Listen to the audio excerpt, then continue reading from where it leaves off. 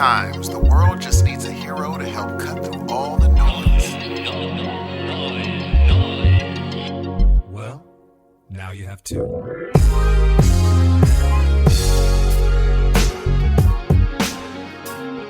Good morning, good evening, and good afternoon, ladies and gentlemen. You're listening to yet another episode of your Heroes of Noise. I am one half of this amazing duo. I am Steve. Half number two at your service. My name is Dan. Welcome to the show, everybody. We're tardy again. Don't worry, it's gonna stop real soon, I promise. Like, we can actually promise that, right? Tardiness will stop in the next 4 weeks or so. The next month is going to be iffy. We're going to have, I don't know how many shows, only because we have the word. Everybody understands that. We will be, I need to get more active in the community while our shows are iffy. But if there's a situation of we can't do a show in a certain week, we just have to go that direction because we're just pushing out the word and people are working and everything's going haywire. But after the word is done, we're going to be right back on schedule. And we'll be right back to the Heroes of Noise that are on a weekly situation, guaranteed. The heroes of noise that you know and love, ladies and gentlemen. Yes, of course. I do need to be more active in the community if we don't have show. I need to just get in there and be like, hey, I need to try the Facebook Live. That's what I need to do. You keep saying it, and I think you would be perfect for it. So you have this handsome face that will show up. If I put my face up there, we're going to lose all of our listeners. Dan, will you stop, please? Here's the thing. You've already agreed that you're objectively a handsome person. No, I just agreed with you so you'd stop saying it because I was getting uncomfortable. I didn't know that. Oh, that makes all the sense in the world. I was like, yeah, okay, whatever you say. I have a question for you. What's up? It's an interesting question. So far with your monthly Regal thing, has it been worth it? Oh, yeah, totally. It's just that, honestly, Really? I haven't had time over the last few weeks, man. That's what I'm thinking. For a guy, Should I do it? Yes, because think about it. It's $20 a month, man. You're going to knock that out in 2 showings. You're right, though, dude. It's so worth it. You're totally right. And then you get the 10% discount, so you're getting robbed less. You know what? You're totally right. Not only, yeah, because instead of spending $16.50 for a water, you're spending $16. So it's totally worth it, Steve. I think I'm going to do that. I've been going through my little I need to watch more movies situation. I actually looked in to apply for our press pass for TIFF. It's already obviously too late. But for next year, and they said that the press pass is $500 to apply for it. Even the application for the press pass is $500. That's if you don't get it or if you do get it. Did you say, that's a lot of clams? I did. That's exactly. How did you know that's exactly what I said? Because everyone says that's a lot of clams when it's a lot of clams. That's true. Steve. That's totally true. Would you go to a film festival? Hell yeah, I'd go to a film festival. Because I looked it up and they have the San Luis one, Palm Springs, another one in Northern California. Toronto's the furthest, but there's a bunch in California. What's the one in Texas? That's Redford started it. It's Sundance. Sundance. Yeah, let's go to that one. I've never been to Texas. And it's in a very liberal part. I think it's in Austin, right? It is in Austin. I'd love to go to Austin. There's several reasons, man. I would take you to the world famous barbecue there, Franklin Barbecue. I'm sure you would love that. We could have a nice meal. Oh, maybe mushrooms? I'm sure there's mushrooms in there somewhere. You could just eat the mushrooms off of my steak. I think they'd be mad at me when I walked in like I'm vegetarian, but like everything, like the record scratches. We don't take kindly to people like you in these parts, you vegetarians. That's what they'd say because we're in a liberal part. They'll be like, we don't like your type here. We're like, oh, black hump? Like, what? What? No. You're vegetarian. What kind of... Oh, slow down, Junior. Why you got to bring racism into this? You must be from the northern tip of California. Brings his wife over. She's black. Baby, get over here. Look what he just said to me. Oh, no. Look what this nice young man just said. I'll be like, what have I done? I have a question for you. What's up? Oh, this is going to be a crazy question. Uh-huh. What accent do people from Montana have? Do they have it? They have to have some kind of accent, I guess. Yeah, right? You made me do a good right there. You stumped me. I don't know. I assume that it would be a little southern. I don't know. Like a twinge of southern. Not a lot. It has to be. And of course, I don't really think people from Texas talk that way, by the way. Do you think really there's someone out there still in the world that goes, We don't take kindly to people like you. Yes. tell him, Enos. He's like, yeah, boss, we do. Now that probably not. I think But so. the we don't take kindly to you, yes. I don't think we can have one without the other. No, I think that's not. I think that's I'd love to see where that came from because normally it's rooted in someone that talked like that. And it's just like one person that talked like that. Now they're like, everyone talks like that. Yeah. I don't know. But that Texas thing, yes. Because you've seen the interviews. So the Montana thing, though, I'm not entirely sure, bro. I don't know. Is anybody out there from Montana? Leave a voicemail for us. Thank you. Please do, because I'm wondering, I don't know. I know stars are from Montana, but I can't. I mean, if you Google it, obviously, like a bunch of stars. But in my brain, Matthew McConaughey is, and he's not. He's from Texas, I believe. So, but he seems like a Montana guy. He seems like, oh, that's Montana. But I don't know who is from Montana where I could be like, oh, there's the accent. I enjoy the Big Montana from Arby's. It's a lovely roast beef sandwich. Wait a minute, dude. What is going on with Arby's? You go to Arby's still? I have. I'm ashamed to admit that I've gone twice in the last year. That's not, their thing isn't, wait, is it steak it's what's for dinner? Or beef it's what's for dinner? Is that their slogan? I don't think so, but remember it goes beef, it's what's for dinner. Is that just a beef commercial? Or was it a certain place? I vaguely remember the saying. I think it might be commercial. I don't know what Arby's is. I don't know what their catchphrase is. We're still here, I imagine. Come eat crap. Oh, good. But you know what? I used to love their sandwiches with all the folded meat on it. I was like, oh, that mug is good. With their sauce, that mug was good. Hold the phone. When was this? When did you stop eating meat? 7 years ago. Yeah, when I was broke, they're one of the few things that you could buy. You could go in with like $4 and buy it. Now, mind you, Taco Bell had everyone beat. You could buy like 18 bean burritos for $4. But when you got sick of that, you could go to Carl's Jr. that had the famous star for like 99 cents as long as you didn't add like cheese to it. But Arby's was another place you can get fed really well with $4. What are your thoughts on Jack in the Box? I like Jack in the Box. That was another place. It was right by my high school, so everybody would go there on lunch break. And you could get what was their thing? What was Jack in the Box's? They had the ultimate cheeseburger. I think they still do. What was their 99-cent one back in the day? Oh, oh, God. Was it the Jumbo Jack? Was it the Jumbo Jack? I think it might have been the Jumbo Jack. The mug was good. They were like, for me, everyone's like, this burger's not as good as this burger. I'm like, if you gave me a Carl's Jr. burger and a Jack in the Box burger when I'm hungry, I wouldn't be able to tell the difference. Not Arby's is the one I'd be able to be like, oh, well, by the look, I could tell.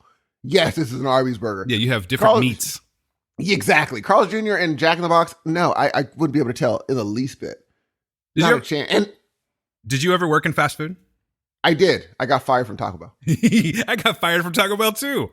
Did you really? Did we just become best friends again? Yes.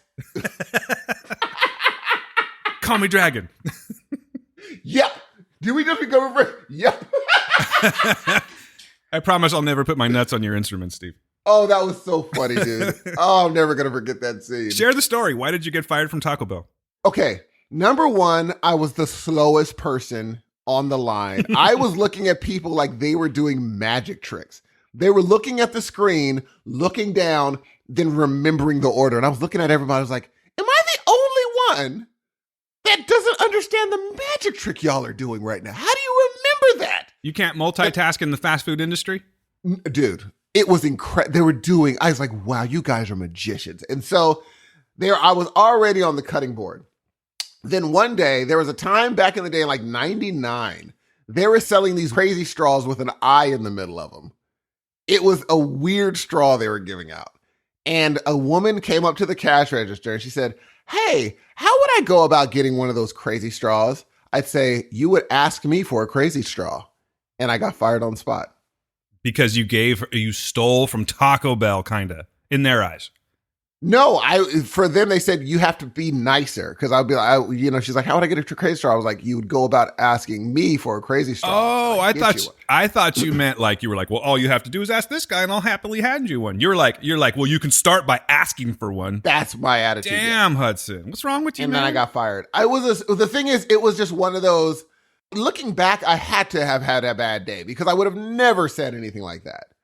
So I must have had a bad day, and it was the lunch rush, and we were right by the which high? Oh, we were by Madera High, and that during lunch, dude, it was. I mean that lunch rush for high schools, dude, at Taco Bell, bro. No joke. Golly, dude. Yeah. I was like, how are y'all doing this? I mean, they were talking about in the thousands. They're like, we had $1,000 hour. I'm like, in an hour? So I'm still trying to figure this out. You tell her you can start by asking me for a straw. And then did she complain? Did your manager hear? Yes, she complained. That young man over there was rude to me about my eye straw. Very much so. Yes. And this was when I was like, I had all the testosterone of like, no one could tell me nothing. And then I didn't realize, oh, you can get fired, huh? Yeah, that is an option. How did that go down? Did he just go, you know what? You're fired, Hudson. Get out of here. Or did you get called into the office? He let me finish the day. Of course. Those are all, you know what? Those bastards are always that way. You know what? We're going to fire him, but we're going to milk him for every bit of labor we can before we fire him. And so I went home and they didn't call me for like 3 days. So I called them, and this girl that was really cool. She's like, yeah, they fired you, dude. I'm sorry. I was like, I would have liked to get that information. I was like, oh, okay. And my thing was, I didn't want to tell my mom, because it was like, she had been wanting me to like get a job, and I finally got one. And then I get fired from what in her brain is the easiest job on the face of the planet. So she's thinking, my son is going to have a rough life. He is going to have it very bad during the course of his life. You know what I'm saying? I mean, I obviously, she didn't realize you can get paid to play an instrument. She's like, oh, maybe you should just start playing for churches. You turned it around. Did I ever tell you how I ended up playing for churches? No. I got embarrassed.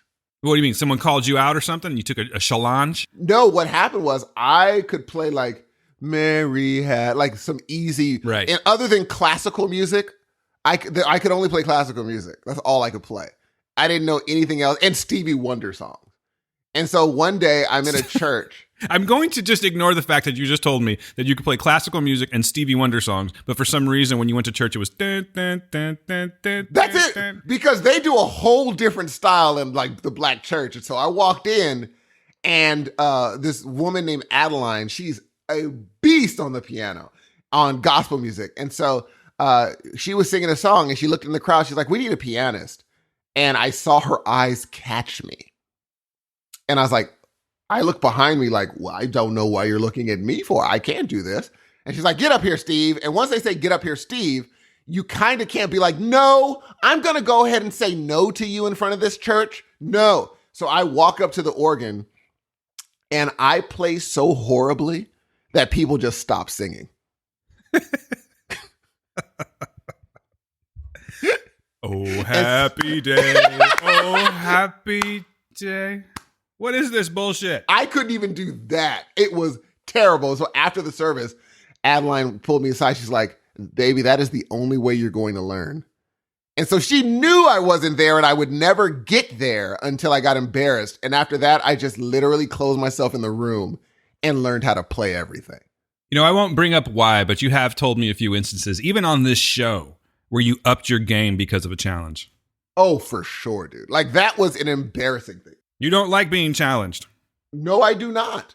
I do not. If someone says, yeah, Steve, too bad you could never do that thing. I'm like, oh, really? Good to know. I'm going to manipulate the shit out of you from now on.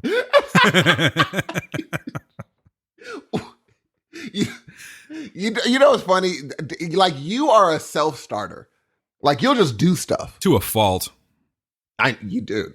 People, I know you know the story, but there was a time where I told Dan, I was like, Dan, we could just, I'll even foot the bill to actually hire a producer. And Dan was like, no, I don't want anybody touching our files. You better get back. I was like, dang, really? I didn't think you were that serious about it. Like, I could just hire somebody. They do it and they put it out. And you're like, no. I was like, mine. I was like, oh. Yeah, exactly. You did a mine, dude. I was like, no. Dan is serious about his files. You know what, though? It's taught me something. Like, I've learned how to do things on this, you know? So I'm kind of glad that I held on to it, because it taught me I don't know if it's a trade necessarily, but it did teach me a skill. You know what? It's funny because thinking about this podcast, I was actually listening to a podcast this week. This is going to be a loose one, ladies and gentlemen. Yeah. I was thinking about this podcast this week because I heard a quote from Howard Stern. He was talking to Jerry Seinfeld, and he said, I go through life watching Howard Stern. And the guy was like, what do you mean? Jerry Seinfeld was like, what do you mean? He's like, I go through life watching myself do things that I'm going to say on the radio. When I'm in the line for food and someone does something stupid, it didn't happen to me. It happened to Howard Stern, and that's going to be on the show. Everything's a possibility for the show. And I was like, I kind of go through life like that. Everything that happens is I'm going to have to say that on Heroes of Noise. I'm going to have to say that on Heroes of Noise for sure. No, I think that I totally take a page from that book. I know there's a lot of people that don't like Howard Stern. They don't agree with his views, his past views. He's a completely different person now. He's kind of a... He grew up. He grew up, yeah. But I think a lot of people have not forgiven him for shit that he said in the past and everything. I kind of take a page from that man's book when it comes to this show. And I agree with you that I'm not saying we're basing this show off the Howard Stern show, but I do think that there are some things that have just been sort of ingrained into me that I have to put into this. And I think you're, obviously the same way. But I'm with you too. Like, I collect data throughout my life. If a weird thing happens, I file it. You know what I mean? I have a little folder in my brain that I'm going to share on Heroes of Noise. Here's the one thing I can say about Howard Stern. Howard Stern is a person that he has, outside of his door, more people have said, why the hell did I say that? Guaranteed. Because they're like, I would have never said that to even my best friend. Yeah. Why did I say that on air? He knows how to drag things out. And I think it's his ability to, like, I'm sure he had segments and stuff like that. But if they were like, hey, Howard, we don't have any segments today. You're just going to have a conversation. Howard would be like, yeah, that's 5 hours. I can do that. Yeah. I can have a conversation with this person for 5 hours. And he makes it totally engaging. He asked questions that I was like he got Paul McCartney to explain how the Beatles broke up. Not just how we all know. He just straight up was like, this is what happened. I said, people are just like, oh, that was a fun story. But think about what he just did. Yeah. He got Paul McCartney to tell a story he's told 120 million times in a different way and act like he told it the first time. Paul McCartney was engaged in that conversation. Totally, man. Love him or hate him, he is one of the greatest, if not the greatest interviewer on the planet. He really is. He's the greatest interviewer on the planet. Who would be second? Probably Conan O'Brien. Yeah, he's good too. He's really good. You don't have to like Howard Stern, but you cannot deny that he is the greatest interviewer on the planet. It's not close. No, it's really not. There is no Joe Rogan if Howard Stern doesn't exist. I don't always listen to Joe Rogan. Matter of fact, I rarely listen to Joe Rogan. Every once in a while, he'll have a guest on that I find really intriguing, so I'll check it out. But nah, dude, that guy can ramble, and he can really just sort of stretch out 5 hours sometimes, man. And he just keeps talking. And it's not like he's like, let me see, what can we talk about next? No, it just keeps going. It's very natural. No, it's almost like, here's what I would say. I would say, like, Howard Stern is a professor. And he's like, wow, that dude has a nice classroom. Yeah. And Joe Rogan's like a preschool teacher. It's like, oh, this has a nice classroom. You guys both have a nice classroom in totally different arenas, in totally different universes. Rogan is not, he's not a person that engages me mentally at all. No. Whereas I'm not even into Howard Stern, but if I accidentally push play on an interview, I'll look up and be like, how did 3 hours just go by? Right. I only wanted to hear the segment of YouTube because it says, oh, in this interview, this happens. I just want to get there. But next thing you know, I'm just sitting there listening and be like, I didn't know that. Like, I remember he did one with like Gwen Stefani. Who would think that would be interesting?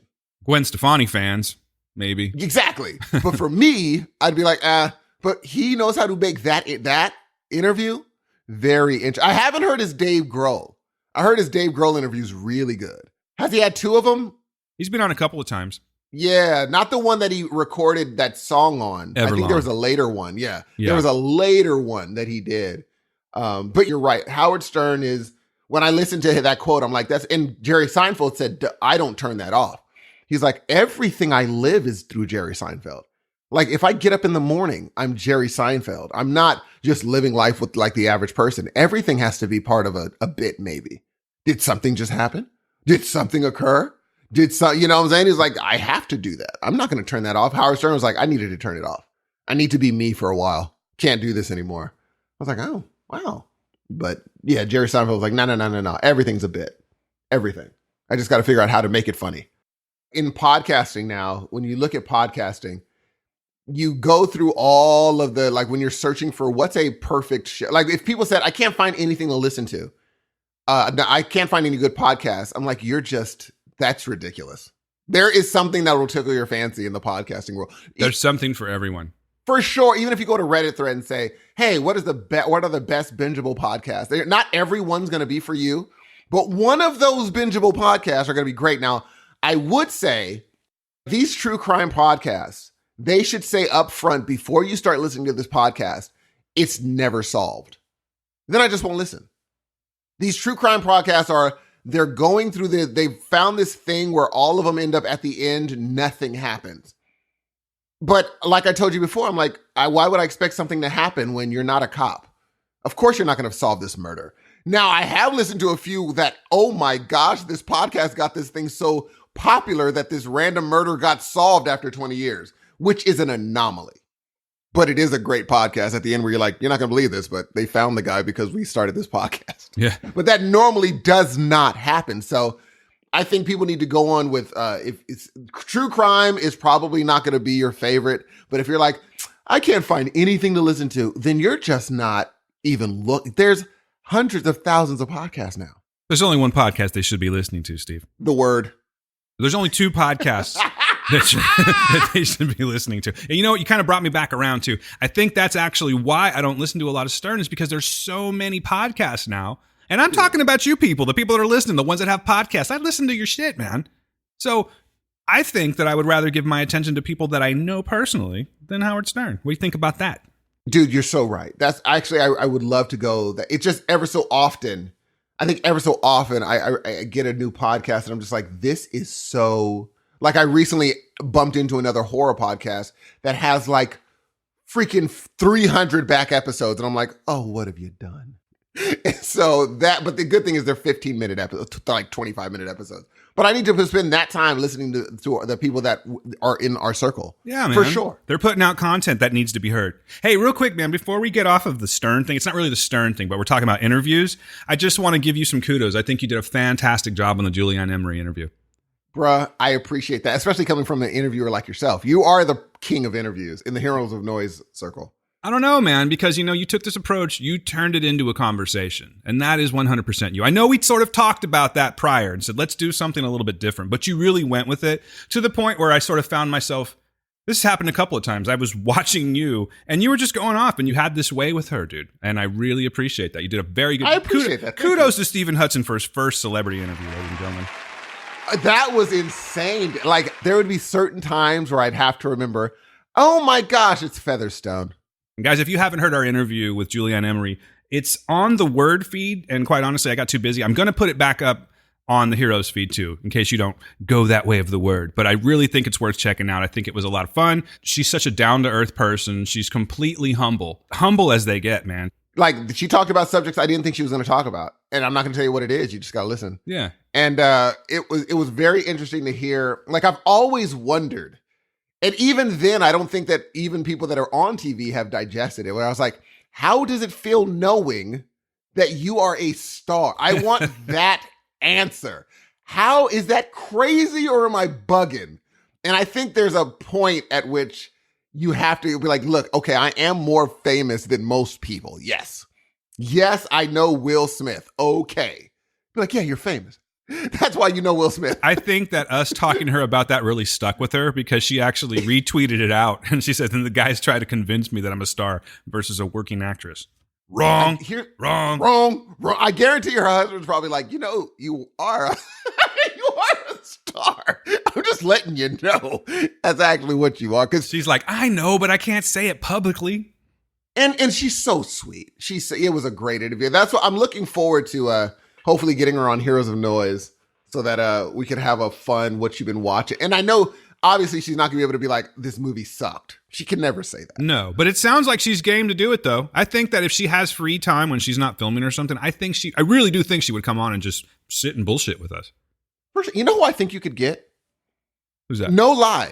For a sit-down interview. I'm not lying, dude. I think you could get Dave Grohl. No, I don't think so. I wouldn't even know where to start, dude. And there's like thousands of dudes like you and I right now that are just sitting recording saying, you know what, we should get Dave Grohl. I'll tell you one thing, you never know until you try, because I've been very surprised who we've been able to pull onto the shows, even at the level that they're at. Speaking of, by the way, last year I spoke to Matt Leslie and Stephen J. Smith, who were the writers for Summer of '84. And I reached out to them recently again because they're going to be coming out they're working on a movie with the RZA and the Wu-Tang Clan. It's called Angel of Dust. Mm-hmm. And I kind of locked in something already. They're like, oh yeah, we'd be down to come back on and talk about that as soon as they can. So in the future, we'll be having them on again. Yeah, those guys are super cool too. You have to come on with them. They're really cool. They know their horror. That's the plus. And every time I've responded to Homie, he's always, he's responded. So he's Matt Leslie is dope like that. I guess at a certain point you have to not answer everyone. But I'm going to tell you right now, I'm a little offended. What's Homie's name? Plays Homelander? I've been reaching out to you saying some nice things. You can't say hi? Are you really the fucking Homelander? Is that what's going on? I think he's going like Patton Oswalt. Did you see his tweet about him? No.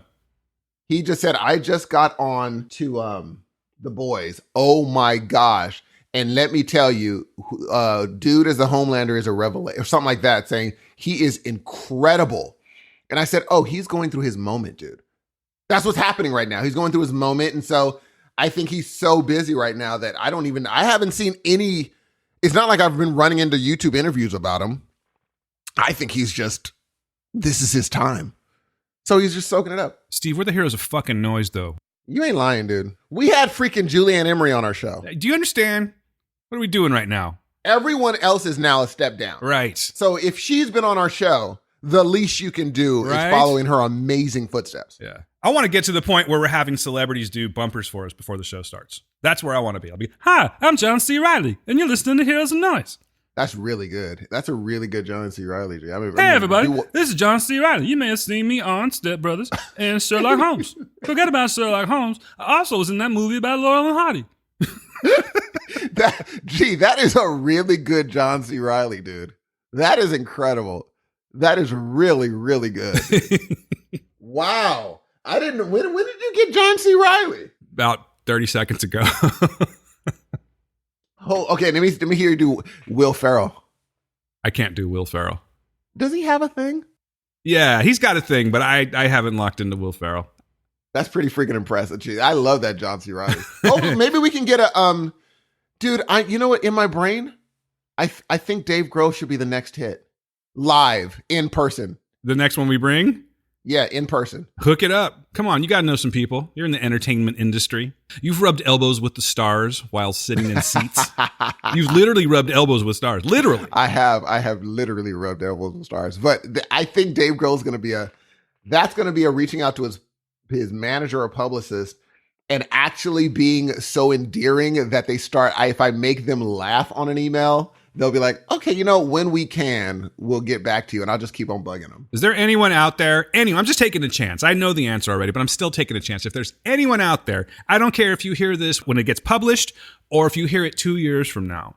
If you know Dave Grohl, send him our way. I think it would be fun. We'd have a blast. And I would really have to be like, I have to get away from like being like, remember when you were in Nirvana? That was awesome. My whole thing would be like, I'm a person that came in late. And apparently you have a thing, brothers come to your group late because like people like, he's a group that brothers like. And I was like, I wonder what that is about y'all. You know what? It is interesting to see brothers at rock shows sometimes. I always wonder like, how did you get here? I'm happy you're here. Welcome. And you're enjoying the shit out of yourself, I see. Happens a lot at Coheed shows. I see brothers just chilling and I'm like, good for you. I totally get Coheed. No, but it's cool. I like it because I think that it should be that way. You know what I mean? Yeah, Coheed I get. If they're at an Iron Maiden show, I would pull them to the side and be like, gee, what's happening? Hey, stop it. Stop it. Oh, by the way, guys, thank you for bringing me back around again to Iron Maiden. I will. So I hate to say this, but again, we started at the top of the show saying that the show has been a little bit sporadic. We're trying to figure out time to do this, but we've both been busy, especially with doing the word. We're committed to that. We're going to see it through. However, next week, there is a huge possibility that there will be no Heroes of Noise. And I'm just letting you know why. It's because of me. I'm working a lot next week, and I've arranged my schedule so that next weekend I can go see the Iron Maiden show in Los Angeles. I don't know if, Steve, you want to pull somebody on and have a show? Unfortunately, it would have to be a weird, because you know how my schedule is. My schedule is the only reason we do a show together is because our schedules match randomly. Like You know what we I'm should saying? not even really be doing podcasting. We just got lucky. We got lucky. You do evenings, I do evenings. It's a weird, it's like fate meant for it to happen. But if anything, I'm going to try to do a planned out Facebook Live thing. I have questions for our community. Like, why are black people at Iron Maiden shows? Those are great questions. Dude, why you gotta hate on Iron Maiden? Gee, dude, what is a black person doing at Iron Maiden show? But name one song. That's what I'm saying. See, that's what I'm saying. So That's what I'm saying. But no, that's what I'm saying, sir. But I've heard that, I don't know what the songs are, but I've seen clips of a concert and I'm like, oh no, you shouldn't be there. Tell me why, though. I feel like you're about to get slightly racist. Oh, I'm getting all the way racist. Wow. So, no, I'm joking. What happened is, okay, I'm not going to say it would happen. I'm pretty sure Iron Maiden are like the dopest people on the, like really cool people. I don't know. I've never seen an interview with them. But if I went to an Iron Maiden show and they said black guy gets hurt at Iron Maiden show, no other black people would be like, that is crazy. No. I think most black people would be like, I mean, I don't know the story there, but that's not a shot. This is where you're wrong, though, is because I see how you could see that from the outside, right? That's what I'm saying. That's why I said I don't know them yet. But it's so wrong because it's a community, dude. All you got to do is walk in. You have a Maiden shirt on, you are a part of the family. And that's just the way it is. Are you? Yes, you are. Everyone has a Maiden shirt on. And it's not culty. It's just this, it's like a celebration. It's the best. Shanks knows what I'm talking about. Kevin Shanks went and saw Maiden recently. He knows. Kevin, I need your help with this one, man. I need you to write into Steve or at least voicemail the show. And please explain the situation at a Maiden show. It's not this way, right? It's not this harsh thing. Don't get me wrong, Steve. There are some assholes that show up because, yes. I mean, but that's anywhere. You know what I mean? There's just these people that pop out of toilets and they just, they misbehave. But for the most part, I would say 98 to 99% of the people there are just there to have a really good time. No, I have no question. I'm saying for outside the community, if I got hurt at an Iron Maiden show, I don't think black people en masse would be like, that's shocking. It's just like me going to Yellowstone and I'm like, Steve got attacked by a grizzly. People are like, oh, they're like, yeah, he was hiking in Yellowstone. They're like, yeah, that's not shocking. You know what? I can kind of agree with you for a second on this. I kind of get it because I was saying like it's racially biased. It's not necessarily racism, but would you agree with me that it's racially biased? What you're saying? Oh no, there's no question at all. It's race. And here's my question. I still contend today. Remember Michael was just like, dude, Metallica is humongous in Argentina. And I was like, really? Oh, he's like, yeah. Dude. Yeah. He said, he lived in an Adventist village that was like hours away from any big town. He said, even in my village, people knew Metallica. When they come to Argentina, it's a thing. I was like, I wonder why Metallica has it like that in Argentina. He's like, oh, it's humongous. Metallica bro. is huge. Now, I know Argentinians are not like, I guess could you call them Hispanics? It's not really because they're Argentinians, right? They're Argentinians. They're not Hispanics, right? Yeah. So, yeah. But what I'm getting at is like I fucking hate myself for saying this right now, but I'm going to say it just for the purposes so you understand what I'm saying. But I hate myself for saying it.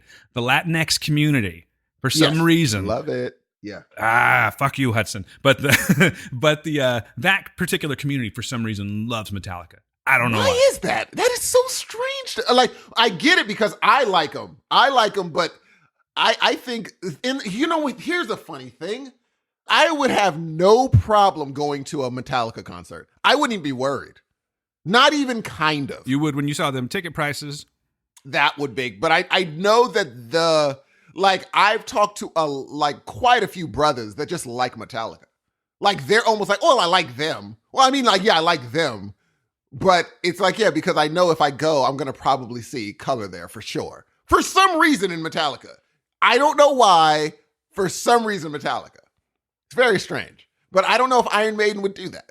I think they have a very, very huge audience that is narrow as far as what the racial makeup of it is. Oh, by the way, same community that likes Metallica loves Iron Maiden. And I think they might love Iron Maiden more. If you were to go on YouTube right now and look up Iron Maiden live in Mexico or something like that, it's a sea of people. It's crazy how many people can fit into this place. It can't be safe. they just keep interesting. letting them in. Yeah, it's nuts, man. But for some reason, Metallica and Maiden in Mexico, South America, it's huge, crazy huge. I would say, you know what? It's probably because I know, like, if brothers don't like something, they're like, I ain't messing with that. And that's the end of it. That's the end of the conversation. Oh, I don't mess with that. Nah. I'm like, oh, well, it's not going to give it a shot. Whereas maybe other cultures will give something a shot. We'll be like, oh, no. Got to remember, though, there's a lot of brothers that play metal. There are, but they're not. A lot is funny. A lot in comparison to what you would think, yes. Compared to another culture, no. What do you mean? There's, like, as far as if you say, in my brain, if I saw a group of 1,000 brothers playing rock, I'd be like, holy cow, that's a lot of brothers. But if I saw, now let me see how many other cultures play rock, I'd be like, oh, there's not that many. But in comparison to what I thought would be the amount, it's a lot. You want to know what I think? But in comparison, what do you think? I think that people need to stop being so stingy with their music. You know what I'm saying? Interesting. Seriously, I think that why does it have to be like, well, this comes from our culture? I mean this for any culture. This comes from our culture, therefore you cannot have it. I think if you're allowed to sort of flirt with it and be influenced by it, I don't think that's a big deal. But I think that everyone's so, like, they just want to hold on to it so much. And I don't really see I don't understand it. Like, if we're trying to live in a world where everyone should blend together and everyone should, that's what we would, at least that's what I think. That would be the ultimate goal, is for everyone to live harmoniously and blend together. Then why can't we share the culture? Is it a watering down effect that people are afraid of? I think it's an intangible. I think there's something that's intangible in certain music that actually crosses cultures. Like, I don't know what it is about certain rock groups that brothers just feel comfortable liking. It's something about the music where there may be a bunch of brothers like one group, but maybe fewer brothers, but a good amount of brothers and sisters, black folks, like a certain rock group. It may not be the amount as another group, but it's still some. Like, Iron Maiden probably has a lot of black folks that like him, but it's just not going to be as many as like a Metallica. Why that is, there is an intangible that Metallica is doing that makes it way more welcoming to be like, oh, I get that. Like, I understand, like Foo Fighters. I was the last person in my crew, unbeknownst to me, to like them. I text everybody when I first started listening to them, and everybody's like, yeah, you didn't know about the Foo Fighters? They're good. I was like, what? Is it okay? Did you put it out on No, on I was Black texting. Twitter? I was like, okay did to you listen know? to the Foo Fighters? No, I text my boy. I was like, hey, Melvin, gee, you know who's dope? He's like, who? He's like, I was like, Foo Fighters. And he's like, gee, like, really? I was like, yeah, it's crazy. He's like, yeah, I always knew that. I assumed you knew that. Since you're in music, I thought you would know that they're good. And I'm like, oh, I'm the crazy one. Whereas if I text him and said, you know who's dope? Iron Maiden, he'd be like, send me some songs. Send me some songs that make you say that. If I said, you know who's dope? Metallica, he'd be like, yeah, I know that. If I said, send me whatever, they'd be like, yeah, send me a song to make me think that it's dope. So there's an intangible that makes people gravitate to a certain thing. I don't know what the Foo Fighters are doing. I don't know what Metallica's doing. I don't know what Coheed's doing. But when I listen to their music, I'm like, I totally get it. I'm going to leave Coheed out of this, but I think that there might be, like you're saying, more black folks like Metallica than Iron Maiden. I can kind of see that, and also the Foo Fighters, right? Yeah. But do you think it could be because of how commercial they are? They're more exposed. You don't hear Iron Maiden on the radio. I would say Coheed's not more exposed. No. I left them out of the mix. I'm saying Foo Fighters okay. and Metallica are very prominent bands. They're in the public eye a lot more. So maybe that's why they're more accessible. I would say growing up, I saw more Iron Maiden t-shirts than Metallica. That's because they're just cooler shirts, though. And you're right. You said something earlier. I never touched on it, but you're right. A lot of people wear Iron Maiden shirts that aren't even Iron Maiden fans just because of how cool the shirts are. And I saw that, but Talking to you, Justin Bieber. Oh, wow. I didn't even know what the Mummy was. Like, I didn't even put together that this was a musical group because I saw the t-shirt so much. Yeah. I'm like, oh, they do music, don't they? And I'm talking about when I was 9, 10 years old, I would see those t-shirts around, which is why when we talked about them later, I'm like, they've been around for a freaking long time. Yeah. You're referring to Eddie, their mascot. They call him Eddie. There you go. He's only been a mummy on one of the albums. Like, that's the thing, it's a mascot that changes with the theme of the album. Oh, I didn't know that. Yeah, so the one you're talking That's about is from interesting. one of their more famous albums that's called Power Slave, and it's basically all based on like Egyptian times. I like that. Well, that shirt was dope. And here's what they would always do: the girls and the boys. They like, or maybe it came like that with the ripped sleeves. Did it come like that? I used to do that. My parents got pissed. Of course, but they'd walk in with their Iron Maiden, and it didn't even register that. Come to think of it, they didn't even have Nirvana t-shirts, and Nirvana was huge. They'd still have Iron Maiden. But then a Metallica thing did happen later on in my tour when I was growing up.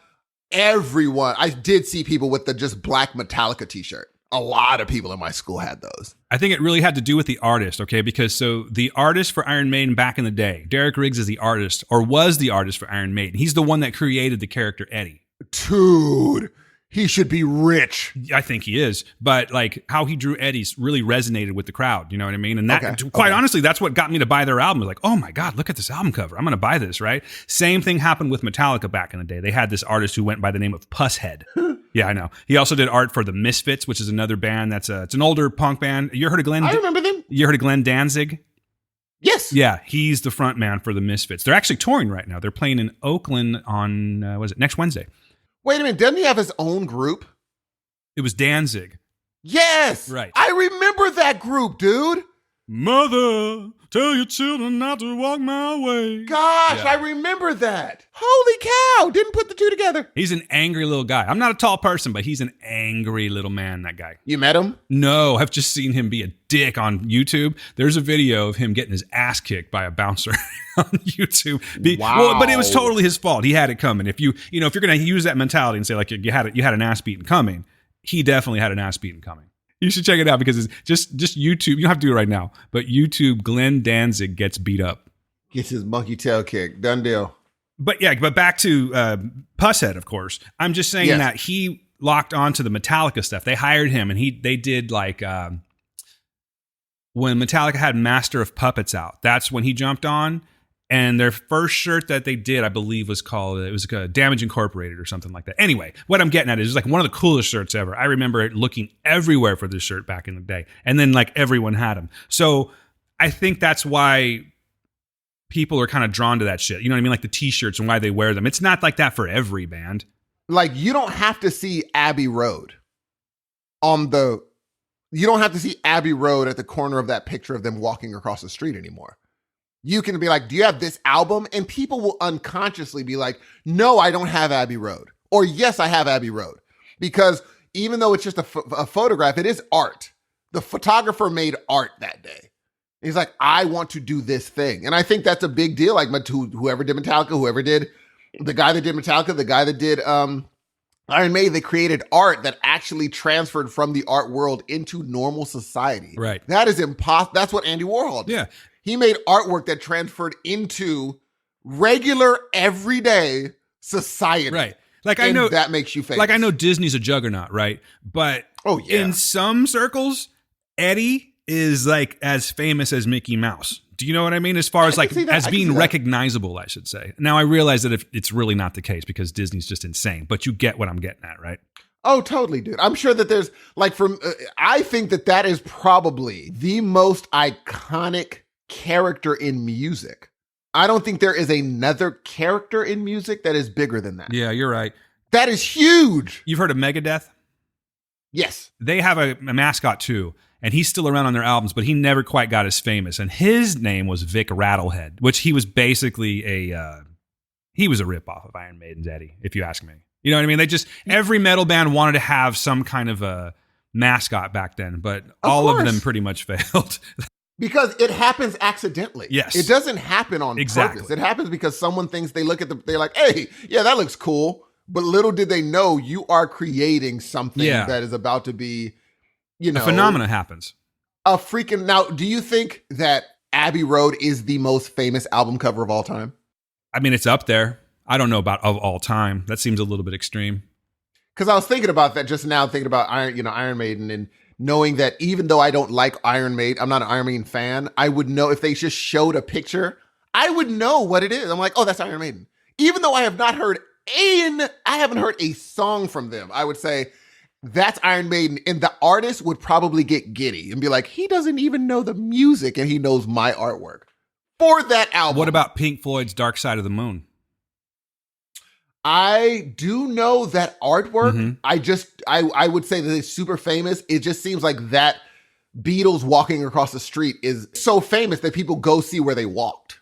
That is that's a huge album cover. Or like, I want to go to that place. No, it's definitely up there, bro. You can't deny that.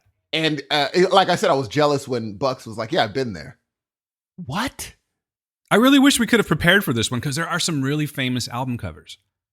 It's impossible because this one is the hard one because if you go to any, because you know me, I went to the Reddit thread for it and everyone has their different, like some people be like The Chronic and I'd say, oh, that's because I'm older than they are.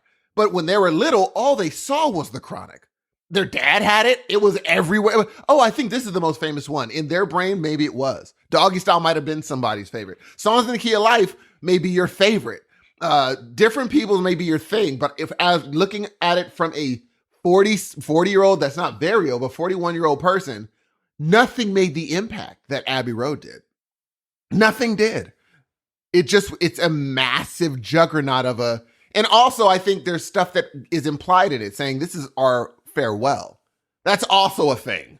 Where it's like, oh, this is their farewell album. Now I want to think about album covers, man. Like even like Pink Floyd's The Wall is another iconic album cover. That is an iconic album. I don't know if it's an album cover.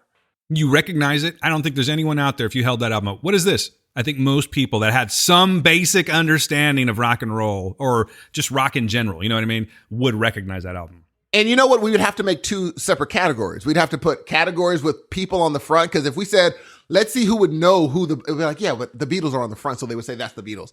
But we'd have to make a category, most famous album cover without the band on the front. Famous album cover with the pictures of the people on the front. Because then you'd be able to like, who you could do the actual, what album is this? Like Iron Maiden, if you took off the words, a grip of people would still know what's Iron Maiden. Yeah.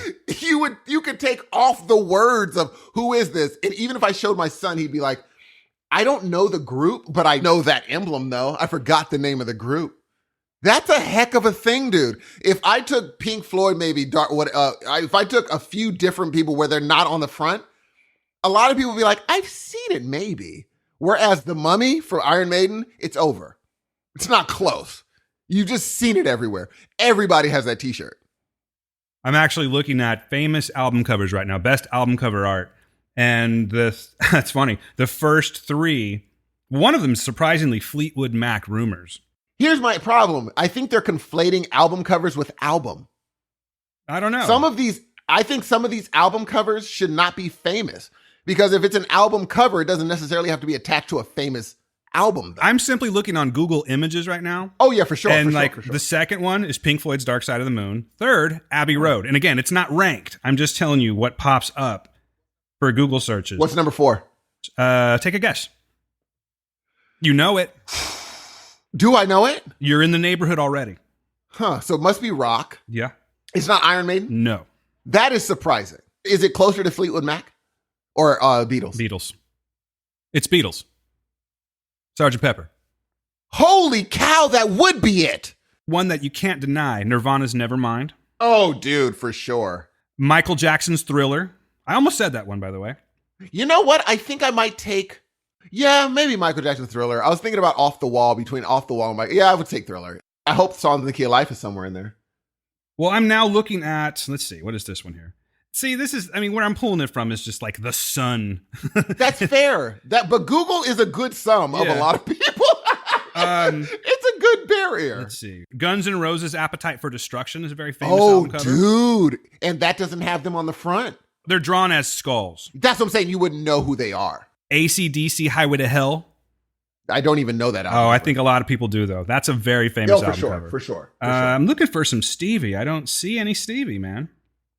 They don't have Metallica? Surprisingly not. At least not yet. Do they have an album cover you would say is a famous album cover? I would say Master of Puppets. Can you picture that one at all? No, I cannot at all. I don't think I've ever seen the cover. It's a kind of like a soldier's graveyard with all the crosses. And then there's these hands coming down that are puppeteer hands. Oh, yeah, I have seen this before. Okay, cool. So Iron Maiden's not on it yet? That is crazy. I'm trying to find something that's a little more legit as far as ranking goes. Here we go. This is good enough. Rolling Stones, and we're not going to do all of these, by the way. I knew you were going to say Rolling Stone. That's the perfect barrier. That right when you said it, I was like, that's who you go to. Right. Because that's a lot of editors in one room. Bruce Springsteen's Born in the USA. You know what? That's a good one. Absolutely. You see, that's a really, it's the first CD ever printed. Great one. Beastie Boys' License to Ill. Oh, snap, huh? That's a great one, too. So famous that Eminem actually just straight up copied it for his last album. Really did. Too bad he didn't copy the skills. Right. Anyway. Another one. I don't know if you know this one. I think a lot of people do. Supertramp, Breakfast in America. I do not know that. Look that up. I guarantee you do. The Clash, London Calling is another very famous one. U2's War is another famous one. Breakfast in America? Breakfast in America. Great album. I've never seen this. I have not seen this. Okay. No. How about Led Zeppelin, Houses of the Holy? Never. Oh, brother, what are you? You're just missing out right now. Zed Leplin. But I don't know. Surprisingly, okay. I know one that you've seen, and you've probably, and I guarantee you haven't heard this album. King Crimson, In the Court of the Crimson King. Never. I bet you've seen it before. Okay, I can't wait. Wait, King, everybody, hey, all listeners that don't know it, Google it with me. Yeah, play along. King of what's that? King Crimson. King Crimson. In the Court of the Crimson King. In the Court of the Crimson. I'll be honest with you, I've never heard the album. Oh, I got a great one right now too.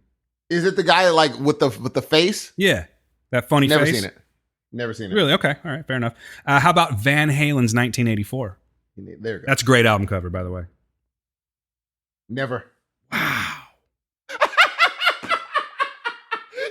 crazy. I swear sometimes I still think you're lying to me. This is crazy, G. There's so many good ones out there, man. But what's weird is I am not finding... There's no Iron Maiden. That's crazy to me. They don't have your boys? That is can I say as not an Iron Maiden fan, that is insane. Right? Screw you, Rolling Stone. What do you know? What do you guys think? What are some famous album covers that we haven't talked about yet? Yes, please send in your top 10. I'll make a deal with you. If you send in your top 10 by Tuesday, I will try to do a Facebook Live or a little mini show about whoever sends in what. There you go. That's a good idea. I like that. However many people send your top 10 album covers, whether I know them or not, I will at least, and I will not open them until I actually get on air and be like, okay, I already know. Hopefully Shanks doesn't do me too wrong about Iron Maiden. Oh no, he's fresh off a show. He's feeling it right now. I understand. I don't think he saw a black person in that arena. It's very possible, but they're there. I promise. They are. But yeah, I think... why do you think that is? How could a Rolling Stone totally miss out on one of the most famous things that you don't even listen to? I think they conflated what they've listened to with album covers. Jeez, now I got to think about what would Iron Maiden's most famous album cover be? Oh, that's interesting. I thought it was going to be the t-shirt one. I think it might be the Power Slave album cover, but Let me see. I may have to give it up. There's two other ones too. Number of the Beast and Peace of Mind. Hold on, maybe. And also, Live After Death. Jeez. I don't know. Okay, best Iron Maiden album covers. That's what I'm Googling. Number 1, Power Slave. Yeah, without a doubt. Number 2, Killers. Not my personal choice, but I see. For album covers. Yeah. Number 3, Somewhere, Peace of Mind. Yeah. So yeah, I say that one's up there. Number 4, Somewhere in Time. That is a really cool album cover. That is one that you can dive into that one and see little Easter eggs and stuff. If you look in there hard enough, you can find Doctor Who's TARDIS. Here's the weird thing. Okay, Power Slave is not the one. The one that I've seen on t-shirts is the Live After Death. I've just found no, it's Killer. Okay. That's the one I've seen on people's t-shirts. What about Number of the Beast?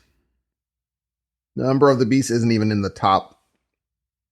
No, it's not even in the top. I think it's a great album cover. Yeah, they only I'll tell it real quick for those in the back to hear. It's Power Slave, Killers, Peace of Mind, Somewhere in Time, Fear of the Dark, Dance of Death, Brave New World, No Prayer for the Dying, The Final 14, and Virtue 6, I guess 7. That's the last one. Yeah, I don't agree with that. That's a bullshit article you're reading. That's a simple Google. I don't agree with you. But yeah, the one that I saw on t-shirts is Killers. That's the one that I always saw. And then there's another one that must not be an album cover of him just trying to get out of the grave band. Like he's trying to get out of the mummy wrapping or something like that. That is the Power Slave tour shirt.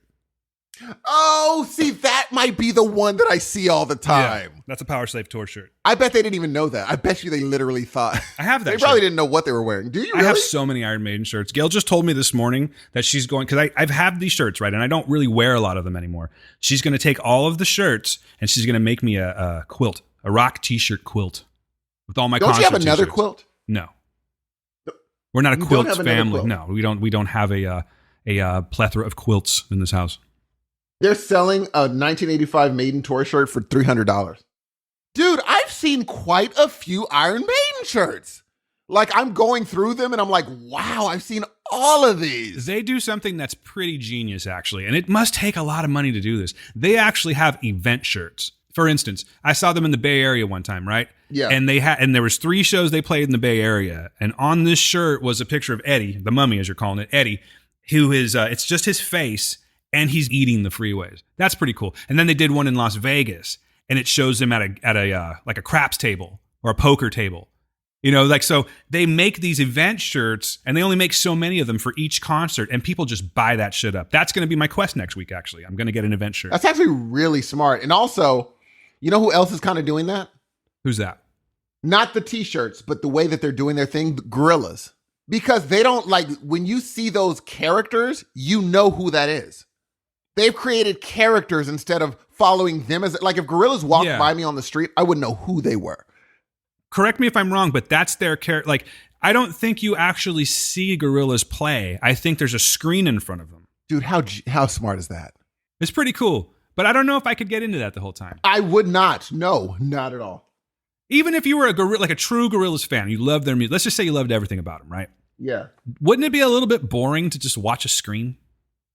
One would think, but people watch Daft Punk and it's just 2 people with a helmet on. That's true. I heard, speaking of Stern, we talked about Stern a little bit earlier.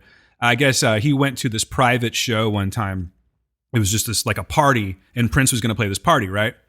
But Prince was being, like, his princess, and he decided that he was going to play the set, but he would only do it in the dark. Are you kidding me? Come on, man. Prince was an asshole. I loved Prince, but he was an asshole.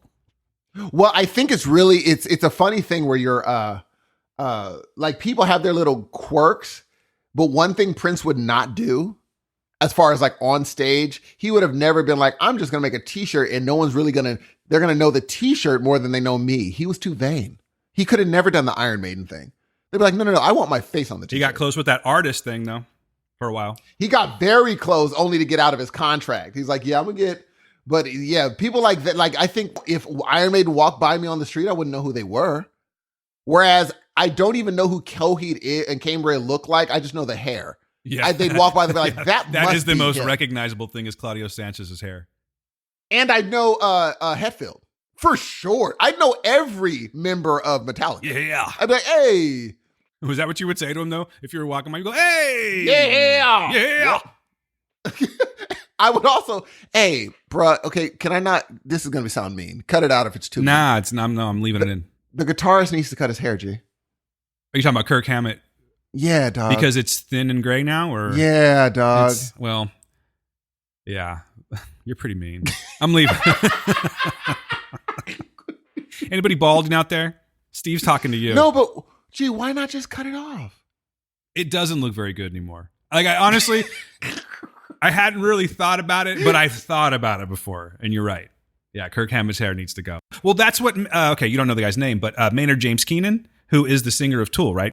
When I first saw them in '92, it was crazy because I wasn't even going to see Tool. I was going to see this other punk band called Corrosion of Conformity, and Tool just happened to open up and just destroyed, right? But Maynard James Keenan, he had, you know what the Widow's Peak is, right? Of course, I have one. I do too, to a degree. But I'm talking like a straight up picture, just like a mohawk, and then long hair.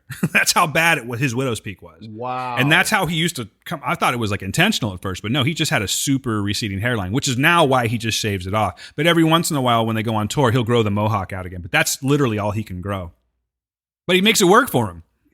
I think it's tough because if something has been your thing and that thing is taken away, like I'm sure Homeboy from Metallica probably just like, listen, long hair used to be what identified me maybe. And he doesn't want to let that go. I get it. But I think he should let it go though. I think he looked good bald. Claudio Sanchez from Coheed and Cambria, he like trolled everybody. He went to the barber and they cut his hair, but they did it to where it looked like they really cut his hair off. So he put that on Instagram and people lost their shit over it. I mean, he looked good though. He could totally do that. Even though that's a huge part of his identity, I think that he would be fine just cutting it off. He's not one that needs his hair to be somebody because he is the band. No. He writes the music. He's the voice. He does all of the concept. You know, everything is pretty much, it's his band. But yeah, I think that it was funny, man. For a day, people just lost their shit. I don't understand. And they don't have a say. They shouldn't have a say on what he does with it. Of course not. If anything, they should be like, hey, like the look. Yeah. Can't wait for the next tour. It wasn't like they're like, fuck you, Claudio Sanchez, but they were just like, oh, God, I can't believe it. But then, I'll be honest, I think there are a lot of younger than myself, younger Coheed fans, and they just get a little bit too drama about it, a little too emo about that, you know, but because they worship that I guy. think they're at the perfect level of popularity. Right. Like they could go somewhere, fill a cool theater, Yeah. and actually walk around in life, and occasionally people stop them and be like, I love your stuff. They're at the perfect level. They also have this talent of going on stage in huge venues where there's like 50,000 people and blowing minds because no one's ever heard of them before. I've seen it happen so many times. People are like, who is this group? And here's my thing, like right now, normal clothes, how many times, because it's a new generation, how many times does Hetfield get stopped walking down Hollywood Boulevard? He's still pretty recognizable, but he's also getting up there in age. That's what I'm saying. He might look different in person. No, but he's still pretty recognizable. He's turning into the Cowardly Lion from Wizard of Oz. He looks, Wow. he's getting this look about him. It's weird. It's really crazy. Like it's just in the last year or so, he's really aged a lot. I think like for me, speaking of which, everybody check out, I've said it before, but if you get a chance, check out Hetfield's take on the Beatles in My Life. It's freaking beautiful. He plays it on an acoustic guitar for the small crowd. And I was like, oh, he didn't try to do any Hetfieldian things. It's like he literally was just singing it to himself. They're like, sing like Hetfield. He's like, no, whoa. He was talking about when he was singing it, you're like, this applies to Metallica. It's like, there's a lot of things they did in their life. And it's like, it's coming to a close. It was like, oh, this is hard. This is like, wow, this is beautiful. But I think he realizes it's, they're going to always be famous. But I think once you see other people coming up behind you, even though not many people in the game are as famous as Metallica. Metallica could not drop an album. How many people can sell out stadiums on old stuff? It's a gift, dude. This is Iron Maiden's tour. This particular tour, they're doing just that. Do you remember the feeling that you had when you realized Prince was doing nothing but old stuff for 2000 Forever? Oh, I just got sad thinking about that. When he came out and opened, first he did Musicology, but then when he does Let's Go Crazy, people don't remember that he hadn't done that song in concert he would refuse to do old stuff. And then he does it. And that's what I'm saying. Like, that's why I love that Metallica's like, we will never do the thing where we're only doing new album stuff. We know why you guys paid your tickets. You want to, and it's almost like they hit, like if I Google search, Enter Sandman, I'm not gonna have to go into the depths of YouTube to find them doing it live. They're like, yeah, we're gonna give you all the good. Oh yeah. That's what every group should do. Just do the hits. Now, mind you, someone like Paul McCartney, you're gonna always walk away being like, oh, he didn't do. Well, yeah, because if he did every song you liked of his, he would be on stage for like 8 days. He can only do so many, but he tries to. Because I remember one time when I was at Dodger Stadium watching him, he said, I'm sorry, people, but I have to do a new song because, the manager says I have to do at least contracts and such. Yeah, and I was like, oh, for him to be like, I would just do old stuff all day today if it was up to, I would just keep on doing old stuff, but I have to do a new one for you guys. I'm sure Paul's at the point where he can just do whatever he really wants to do, but he's being good about it. He must be. And then he's like, we got a guest in the video, and Natalie Portman was doing stuff up there. It was pretty cool. But anyway, for me, the benchmark of an artist is 20 years from now, can you tour on just your old stuff? That's who can do that? I'm going to really age myself for a second. Some aren't, but I cannot wait for this. I saw Lionel Richie, and he did that, and it was fucking great. That dude's a beast. It was so fun, dude. It was me, Gail, and my mom. We went to that concert at the Hollywood Bowl, and it was fantastic. But he did the thing, like what you're saying. Can an artist get by on touring exclusively on their hits, right? I believe they can. Like I said, Iron Maiden is doing that right now. And Iron Maiden's cool. I'm going to go back to Lionel Richie, but Iron Maiden's cool because they'll actually do an album and they'll be like, screw you. We're playing pretty much as many of the album songs that we want to, and we might throw you a few hits, but it's mostly this album's tour, right? And then they'll do a tour cycle where they do this, where it's just a greatest hits tour, and it's fantastic. Lionel Richie did a thing where it was pretty much the hits. I can't remember. I want to say the tour was called The Hits, if I'm not mistaken. So we went to this one because, it's the hits. But he opened up with a new one, though, and that fucked everybody up a little bit. I remember. What the crap is this? Yeah, exactly. They were just like, what? Thought we were playing for the hits. Even my mom, because we were so excited, the lights go out, and we're just ready to hear it all. And he just comes out and sings a new song. And I remember it was just one, like no words were said. Both my mom and I, both at the same time, just kind of like, because Gail was in between us, and we just sort of like looked at each other like, what? And started rolling because we said no words, but we're like, yeah, this ain't the hits. And then he stopped and he ended up just like killing the rest of the concert. It was fantastic. Because the younger people, like younger artists, they're not young, I guess, but like people like Usher, they've been now doing it for 20 years and he can go on tour on old stuff like You Make Me Wanna and all that stuff. I'm like, oh, you do have a catalog now. I remember when he was new and someone's like, oh, these young guys now have catalogs. Like, not young, but like Dre and Snoop never have to make another album. If they did another Chronic tour, they probably fill out like stadiums. If they're like, hey, we're going to do the whole thing again. Yeah, we want to see the Chronic live. Having never, if Snoop toured Doggy Style, I would go. If he just did Doggy Style. For sure. I think he's done that before. Has he toured Doggy Style? I'm pretty sure. We're missing other people too. Elton John just did this. I heard. Yeah, I know, but he did it. Okay, yeah, he did. He did. He's like, I would have been like, I know people that's paid 300 some change, and they're like, Stevie Wonder did it one time. That's the concert I saw. He did all the hits, and he just toured Songs to Key Alive. Yes, but you were talking about a hits tour. Stevie did it. And Billy Joel, he does the hits tour every time. That's all he does now. Who else does that? Oh, George Michael, before he passed away, would just do the hits. Even hits that I really didn't dig, like Too Funky. I wasn't into Too Funky. But live, I was like, it's not bad. I like that. But he knew what people came to see. Like, he could have said, I'm never singing Careless Whisper again. Nope, he sang it every time, like, because he knew without this song, well, never mind. Without that song, he'd still be George Michael. But still, you know what I'm saying? Right. He was an amazing artist regardless, but there's people that can, Foo Fighters, they can mix the two. They're not going to just tour on old hits. But they do have 20 plus years of back catalog that they totally could do that if they wanted to. Bingo. I'm still going to see a Foo Fighters show. No question. I just want to see it when they don't have a new album out. I would like just a tour. I think they only tour. You might catch, I don't know if it's going to be a tour. You might catch a show here and there, but they pretty much, when they tour, it's just for the albums. Okay. That's totally fair. And don't worry, they still play all the hits. They play 3 hours, dude. Gee, they are up there, dude. And here's, again, I think that there's a thing to be said about longevity. You look at the people like right now, you're going to be able to see if Coheed lasts for 20 years. Because you've seen them from jump. Yeah, they're on 15, 16 years right now. There it is. And you know what? That means that this is what they're going to be, right? You don't think that they're going to explode into Wembley Stadium?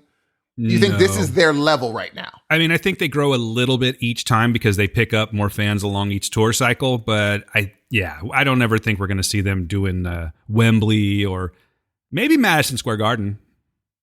See, that's it. Now, and Wembley's not what Wembley used to be. Like Wembley, they changed the stadium. It's not what it doesn't even look the same. What's the big one over there? Is Wembley or is it O2? O2's like the enclosed stadium. Right, but what's bigger? But Wembley's the open. I think Wembley's the open. I think that's one of the biggest in the nation. Okay. Or in the world. And like it used to be a big deal. Now it's like, yeah, you filled Wembley. But like when Michael Jackson was doing that, it was insane. When Wham did their farewell concert at Wembley Stadium, that's insane for a farewell concert to be like, boom, that huge. Like, and now, you know, when you see these people doing it, it doesn't even look like as many people. Like you look at Live at Bucharest for Michael, you're like, when do you see that anymore? You see that with Metallica. You see that with Iron Maiden probably. Not many people can get that many people to this day. That's a lot of folks, G. And like you're totally right. Like when I clicked on Argentina Metallica, I said that is a sea of people. Right. An ocean of human beings. And they're up there. People don't, well, they do because that's why they're famous. But people need to put some respect on Metallica's name because they were up there jamming like it was their first show. They have paid their dues. They deserve the respect. They did it the old-fashioned way. Yeah, I mean, I don't necessarily care for their whole model now. To me, they seem like they're just a machine, much like how Kiss is.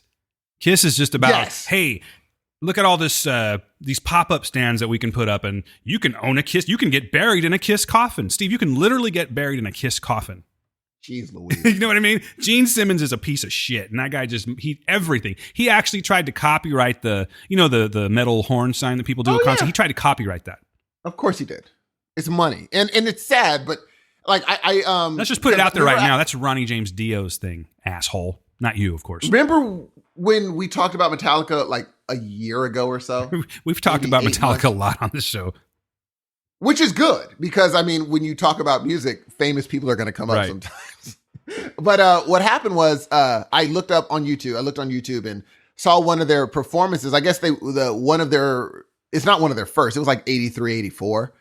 But it was during one of those metal things they did at Wembley where they had like, I don't even know what they called it. It was some sort of all these rock big festival like Castle Donington or the Download Festival, one of those massive ones. Right. And it was one of those festivals that they came out and destroyed everybody that preceded them. And people didn't really, really, really know who they were yet. And I was like, oh, that's why he doesn't like Hetfield. He was not like he is today. He was just a rocker to the heart. I was like, man, these guys came out and they were jumping all over the place. I didn't know the song, but I was like, oh yeah, these guys it's almost like they were natural. They got up there, they knew how to make the people say what they were saying and put their hands to their ears. I'm like, oh, these guys are natural superstars. Even if they weren't quite yet, they were natural. They were going to be huge, I think. Right? They had to be. I mean, it makes sense. History's kind of proven that.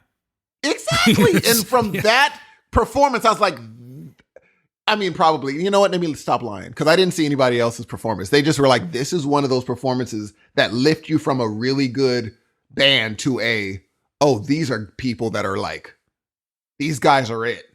And I'm like, I didn't listen to the rest of them. So maybe the rest of them did the same thing. But that performance, I was like, oh, I didn't listen to the whole 25 minutes, but I was like, oh yeah, these guys Metallica's always been really good. I think one of their most famous performances was, it was so long ago. Cliff Burton was still alive, so it must have been 84, 85. That was the one I think I saw. Then it was Day on the Green. Because it was like a sea of people, and they were up next. I mean, I'm not entirely sure, bro, but I know that they did Day on the Green in Oakland, and they destroyed. It was like them and I don't even remember. Maybe Van Halen, maybe the Scorpions. I'm probably just making some shit up right now, but I know when they came out, they crushed it. I put in what was the I Googled best performance that made them famous or whatever. And that was the one that came up on YouTube. And I was like, oh, let me check this out. And I was like, oh, they came in with yeah, we're Metallica. And did I ever tell you my homegirl had lunch with them? With Metallica? Yeah. Was she win some kind of contest or something? No, she was in Alaska at a random bar and they walked in. They had just done a show and they walked in and she walked over. She's like, are you guys Metallica? And he was like, yeah, we just did a show. And it was like an 86, 87. And he was like, oh, and they just had drinks and lunch together. Have you heard of a band called Mastodon?